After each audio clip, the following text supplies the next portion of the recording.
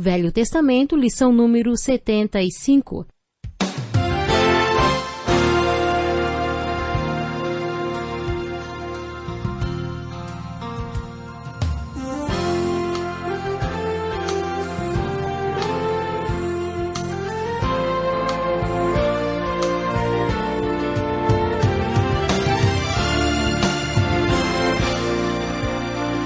Muitas pessoas têm tido seus sonhos destruídos pela falta de confiança absoluta em Deus. A Bíblia está repleta de exemplos de grandes sonhos cumpridos para a glória de Deus. Encontro com a Palavra é um programa escrito pelo Dr. Dick Woodward e narrado por Pastor Edson Bruno. Ouça e descubra verdades que lhe ajudarão no seu dia a dia. Com você, Pastor Edson Bruno.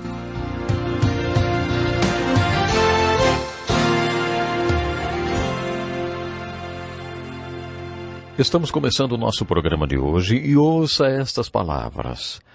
Ouçam isto, anciãos, escutem todos os habitantes do país. Já aconteceu algo assim nos seus dias? Ou nos dias dos seus antepassados? Contem aos seus filhos o que aconteceu e eles aos seus netos e os seus netos à geração seguinte.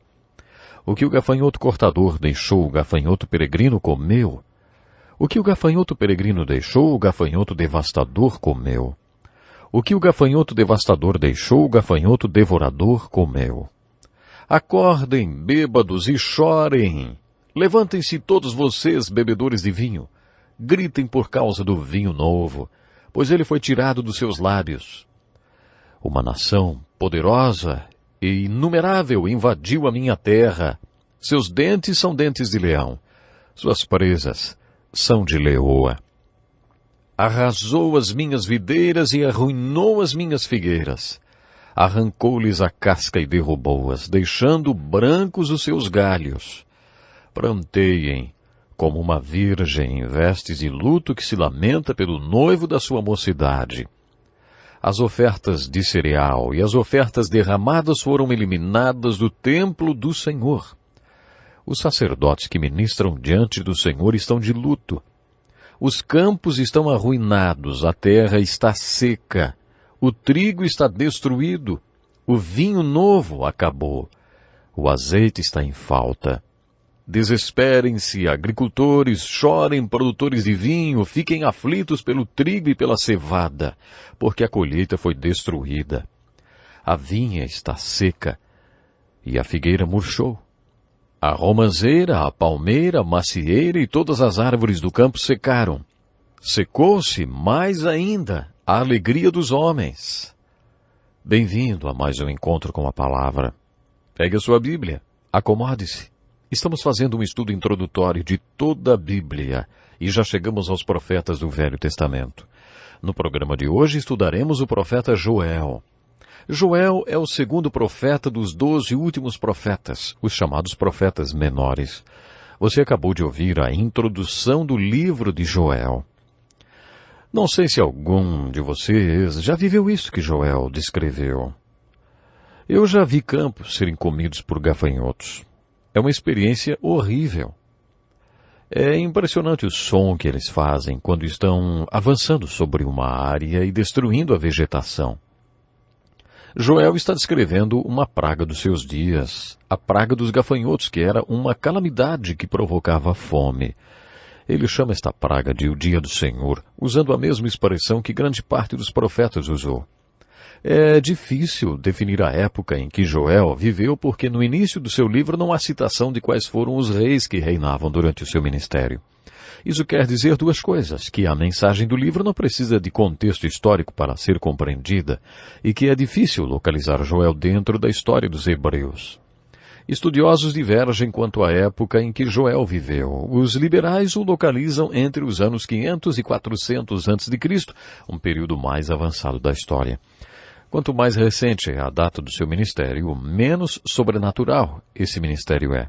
Os conservadores o localizam num período anterior da história, por volta de 830 a.C., fazendo-o contemporâneo de Elias e Eliseu. Quanto antes ele tenha vivido, mais sobrenaturais suas profecias são. Isso faz de Joel um dos primeiros profetas autores de livros proféticos e o localiza no período anterior ao cativeiro babilônico. Se esta segunda opção estiver correta, Joel terá previsto o cativeiro babilônico cerca de 200 anos antes de acontecer. Quer ele tenha profetizado o Pentecostes 800 ou 400 anos antes, ainda assim, sua profecia é sobrenatural. Não vamos mais falar sobre a data do livro de Joel, mas uma coisa vocês vão perceber. As revelações proféticas deste livro vão desde 200 anos antes do Pentecostes até os últimos dias. Como já dissemos na introdução, quando Joel profetiza, ele se utiliza principalmente da ilustração da praga dos gafanhotos. Ele diz que a praga dos gafanhotos é o dia do Senhor. Ele compara os gafanhotos a um exército. Você sabia que os gafanhotos se organizam como um exército? Joel diz que esse exército de gafanhotos, na verdade, é o exército de Deus. Ele está pregando para o Reino do Sul. Ele está dizendo para o povo de Judá que essa destruição vem do Deus Todo-Poderoso como um julgamento por causa do pecado de idolatria. Ele anuncia: aquele dia, sim, o dia do Senhor está próximo. Joel é muito claro na descrição do modo como o exército de gafanhotos atua. Ele declara: assim como a luz da aurora se estende pelos montes, um grande e poderoso exército se aproxima, como nunca antes se viu, nem jamais se verá nas gerações futuras. No capítulo 2, ele certamente está falando de gafanhotos. Eles têm a aparência de cavalos, como cavalaria atacam galopando. Com um barulho semelhante ao de carros, saltam sobre os cumes dos montes. Essa é uma característica impressionante em uma praga de gafanhotos. E ele diz: como um fogo crepitante que consome o restolho, como um exército poderoso em posição de combate. Esta é a pregação de Joel para o povo de Deus em Judá, e a praga de gafanhotos é o dia do Senhor. Ele sugere que uma assembleia solene seja convocada e que haja arrependimento, oração e jejum. Ele clama: rasguem o coração e não as vestes. Voltem-se para o Senhor, o seu Deus. Hoje, quando judeus ortodoxos querem demonstrar remorso, ainda rasgam suas roupas. Talvez numa sinagoga moderna eles só deem uma rasgadinha no bolso da camisa, como um gesto simbólico. Joel convoca o povo ao arrependimento. Rasguem o coração e não as vestes, ele diz. Quando estudamos esta profecia de Joel, na qual ele fala sobre a praga de gafanhotos, lemos que esse acontecimento é o dia do Senhor. Em outro momento fica claro que ele estava falando do cativeiro babilônico que ainda viria. Se datarmos Joel num período anterior da história dos hebreus, ele estaria profetizando sobre o cativeiro babilônico 200 anos antes de acontecer. Ele diz: um grande e poderoso exército se aproxima, como nunca se viu nem jamais se verá nas gerações futuras. Diante deles o fogo devora, atrás deles arde uma chama. Diante deles a terra é como o jardim do Éden, atrás deles um deserto arrasado. Nada lhes escapa. Em alguns parágrafos, Joel certamente falou dos babilônios e previu o cativeiro, assim como outros profetas fizeram. Ele diz novamente: como é grande o dia do Senhor. Joel fala da praga dos gafanhotos e refere-se ao dia do Senhor e depois fala do cativeiro babilônico e usa a mesma expressão, o dia do Senhor, com um outro sentido. Ele diz: derramarei do meu espírito sobre todos os povos. Os seus filhos e as suas filhas profetizarão, os velhos terão sonhos, os jovens terão visões.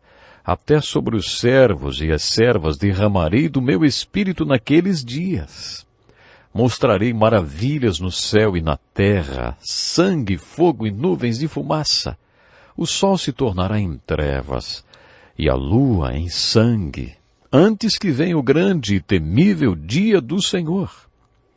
E todo aquele que invocar o nome do Senhor será salvo, pois conforme prometeu o Senhor, no monte Sião e em Jerusalém haverá livramento para os sobreviventes, para aqueles a quem o Senhor chamar. Todos nós estamos familiarizados com o segundo capítulo do livro de Atos, com o dia do Pentecostes. Pedro começou a descrever todo o milagre do Pentecostes com as seguintes palavras: isto é o que foi predito pelo profeta Joel. Quando o povo viu línguas de fogo que se separavam e pousavam sobre cada um dos discípulos, quando os ouviram falar em línguas e também ouviram um forte som como de um vento forte, perguntaram: "Que significa isto?" Pedro respondeu: "Isto é o que foi predito pelo profeta Joel." Por isso, através do 2º capítulo de Atos do Novo Testamento, verificamos que Joel definitivamente estava falando sobre o grande milagre do dia do Pentecostes. Se você estudar as profecias de Joel sobre o Pentecostes no capítulo 2, versículos 28 a 32, que acabamos de ler, atentando para os detalhes, verá que aquilo é o derramamento do Espírito sobre as pessoas. Quando estudamos o profeta Ezequiel, falamos que o Espírito ministra dentro de nós, entre nós e sobre nós. Quando o Espírito ministra sobre nós, chamamos isso de unção do Espírito. A profecia de Isaías descreve uma unção especial do Espírito sobre o povo de Deus. A unção descrita pela profecia de Joel envolve uma unção de toda a carne, não apenas a carne judaica. Aquela unção não aconteceu apenas no dia de Pentecostes, porque todas aquelas pessoas que receberam o Espírito Santo no dia de Pentecostes eram judias. As línguas que foram faladas no dia do Pentecostes eram profecias, porque a mensagem deveria ser para todo o povo. O Pentecostes foi profetizado por Joel para todas as classes de pessoas pobres e ricos. A profecia de Joel declarou que quando o milagre do Pentecostes acontecesse, as pessoas clamariam pelo nome do Senhor e seriam salvas. No dia do Pentecostes, 3.000 pessoas foram salvas. Mas é claro que quando estudamos os detalhes da profecia de Joel, percebemos que nem todos foram cumpridos no dia de Pentecostes. O dia do Senhor. Muitos profetas usaram esta expressão. Sofonias usou mais do que qualquer outro profeta. Pedro também se referiu ao dia do Senhor no capítulo 3 de sua 2ª carta. Podemos fazer a seguinte aplicação da mensagem de Joel. Quando você olha para as circunstâncias da vida e enxerga caos, tragédia e calamidade, e fica pronto para erguer seus braços em desespero e clamar: "O que aconteceu com Deus? Como isso pôde acontecer comigo?" Joel desafia a ver a mão de Deus em tudo o que está acontecendo. No capítulo 8 de Romanos, o apóstolo Paulo afirma que Deus faz com que tudo se encaixe para o bem daqueles que o amam e que são chamados segundo o seu propósito. Se você ama a Deus e demonstra seu amor por Ele e quer a vontade dEle em sua vida, então Deus pode fazer com que tudo concorra para o seu bem. Paulo não quer dizer que tudo o que acontece para você é bom. Ele quer dizer que Deus pode fazer com que as coisas ruins se encaixem para o seu bem. Portanto, se você tem a visão de Joel e a capacidade de ver a mão de Deus em tudo o que acontece, você pode olhar para a calamidade e dizer: "Este é o dia do Senhor para mim." No último programa, vimos que Joel podia olhar para a calamidade causada pela praga dos gafanhotos e proclamar: "Este é o dia do Senhor." Joel teve a visão profética do cativeiro babilônico e viu até além dele e declarou: "O dia do Senhor se aproxima." Muitas pessoas têm medo do futuro e vivem no passado, porque não querem encarar o que está por vir.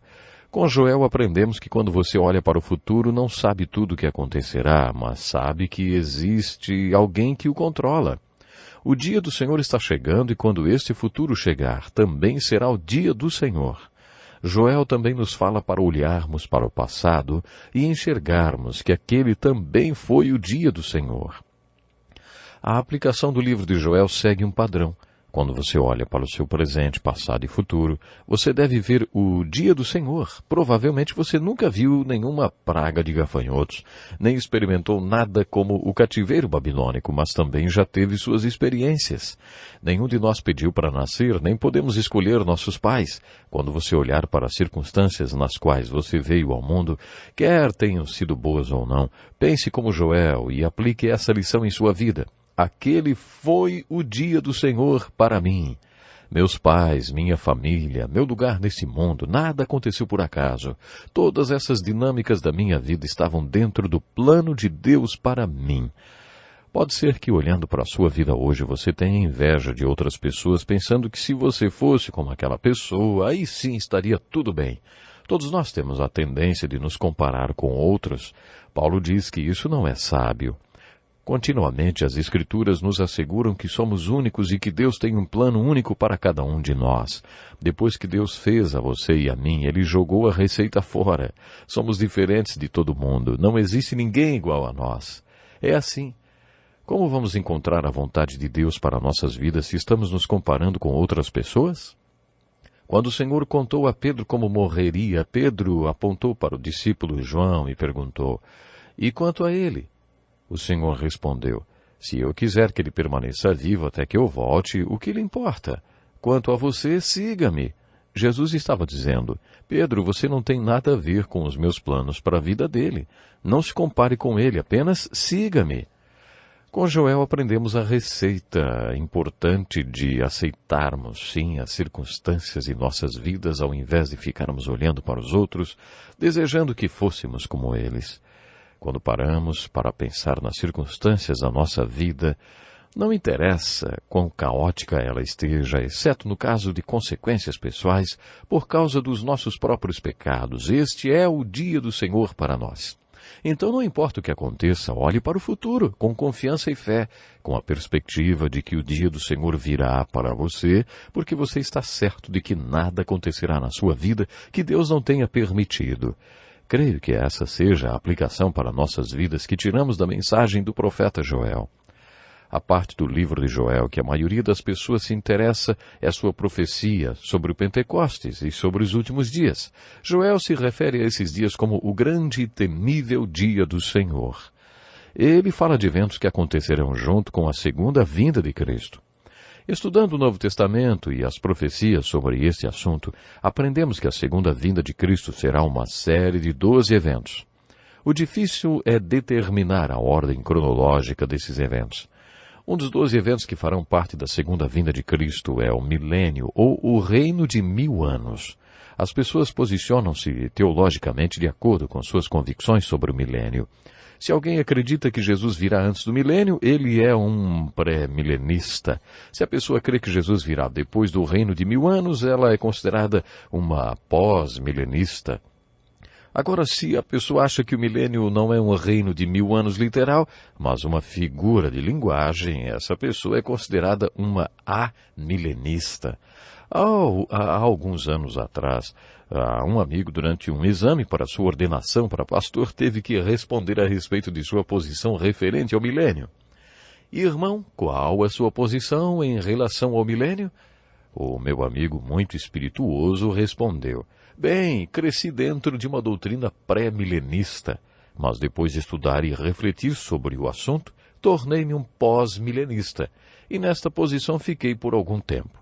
Depois de um tempo mudei para a posição amilenista. Finalmente tomei conhecimento da posição bem milenista, que solucionou todas as minhas dúvidas e problemas." Um dos examinadores perguntou: "Irmão, que posição é essa?" Meu amigo respondeu: "É a posição das pessoas que acreditam que vai ficar tudo bem no milênio." Com certeza, no meio de tanta cronologia, essa é uma ótima posição, hein? Bem milenista. Uma posição de confiança. Estudando todos esses eventos, descobrimos que, na verdade, há várias vindas de Jesus Cristo. Existem aqueles que acreditam no arrebatamento da igreja. Essa seria a primeira volta de Cristo.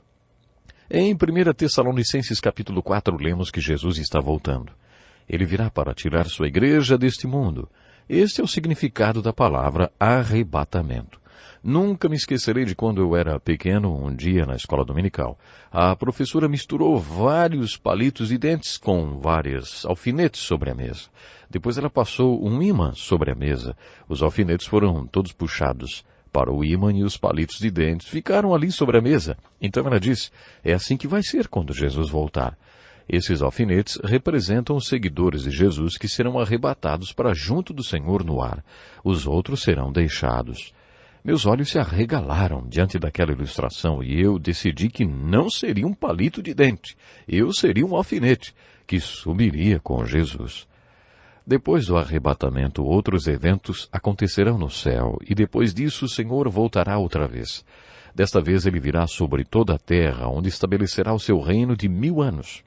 Satanás será preso no início desse reinado e solto depois dos 1000 anos. Depois disso virá o chamado grande e temível dia do Senhor. É sobre isso que Pedro escreve em sua segunda carta no capítulo 3, e Joel, quando se refere ao grande e temível dia do Senhor. Joel diz que a praga dos gafanhotos foi dia do Senhor. Quando fala sobre o cativeiro babilônico, diz que o dia do Senhor está chegando. Quando fala do Pentecostes, ele diz, mas o dia do Senhor está chegando. Pedro descreve assim, os céus desaparecerão com um grande estrondo, os elementos serão desfeitos pelo calor, e a terra e tudo que nela há será desnudada. De acordo com Pedro, isso que acontecerá no grande e temível dia do Senhor é realmente a força, o poder do dia do Senhor. Baseado nas profecias de Joel e de Pedro, Dwight Moody afirmou, o mundo é um navio à deriva. O meu trabalho não é salvar o navio, mas salvar as pessoas antes que ele afunde, porque, meu irmão, ele vai afundar. Moody não estava sugerindo nenhuma consciência social, nem a realização de boas obras. O que ele estava sugerindo era, de acordo com a Bíblia, a terra será julgada. Deus não afirma que ela permanecerá para sempre. Pelo contrário, Deus nos diz que um dia tudo será destruído e dissolvido. Depois que tomamos conhecimento da reação termonuclear e do que seria a detonação de uma arma desse tipo, fica mais fácil entender sobre o que Joel e Pedro estão falando. Uma vez perguntei a um cientista se ele poderia descrever o que aconteceria numa explosão termonuclear. Ele disse que uma parede de concreto, por exemplo, do tamanho de um campo de futebol, seria reduzida a fumaça, ou se desintegraria. E continuou esclarecendo, uma explosão termonuclear é um calor tão intenso, que derrete qualquer material no seu caminho. Há 3.000 anos, Pedro, um pescador analfabeto, disse que é assim que o mundo vai acabar. Os elementos serão desfeitos pelo calor, e a terra e tudo que nela há será desnudada. Pedro e Joel chamam esse dia de o grande e temível dia do Senhor. Pedro continua lançando um desafio, visto que tudo será assim desfeito, que tipo de pessoas é necessário que vocês sejam? Qual deve ser o seu sistema de valores? Portanto, a expressão o dia do Senhor usada pelos profetas, mas principalmente por Joel, às vezes refere-se à tragédia da história dos judeus, que foi um tipo de marco, e proclama que este foi o dia do Senhor. Às vezes, o dia do Senhor refere-se ao julgamento pendente que está por vir. Nesse caso, lemos que o dia do Senhor está chegando. E também, através de uma visão profética, como Joel, então vislumbram séculos à frente do seu tempo e usam novamente a expressão o dia do Senhor. Agora eu lhe convido, olhe para a sua vida hoje e diga, este é o dia do Senhor para mim. Até o próximo programa. Que lição importantíssima. Obrigado, pastor Edson Bruno. Prezado ouvinte, coloque em prática o que você ouviu aqui. Sem dúvida,